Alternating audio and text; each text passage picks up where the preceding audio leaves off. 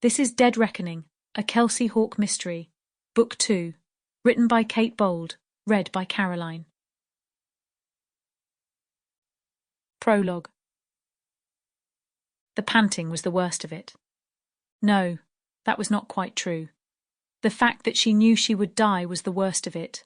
The panting coming from the monster behind her only made things worse. She ran as fast as her frozen limbs would carry her, cracking against the hard ice that made thunderous sounds below, trying to ignore the icy wind that cut her cheeks like shards of glass.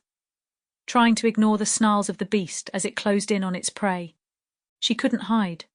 Her breath, the last few she would breathe in this world, escaped her lips in large bursts of white, rising like a beacon to show it exactly where she was.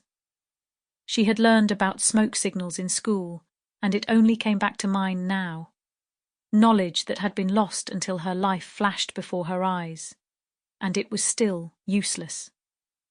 The woman tried to hold her breath, but it was impossible when she was running as fast as she could. If she held it for a few steps, the white tendrils leaped up instantly and abundantly to call out to the pursuer. It would still track her, even if she were not breathing so heavily. She had known that when she first looked into its eyes. Her oncoming death was old news. She knew she was dead from the moment she looked into the dark eyes. Now it was toying with her. But human instinct told her there was a chance. If only she could run faster, move for a minute more, get to the lights in the distance that never seemed to get any closer. If only she could live for a moment more, then she might survive. If she had not been running, she would have laughed. Even as her brain told her to keep going, she knew she was lying to herself.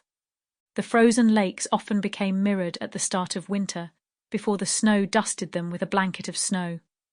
The rivers did not. The rushing water twisted and snapped into uneven ripples that refracted the light and sucked it in. She did not need a mirror to know there was terror in her eyes.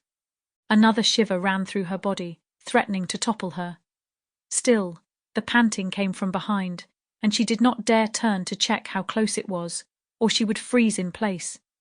She had been naive enough to think she had escaped, but he had let her go to torment her more. Her foot went through the ice and into the water below.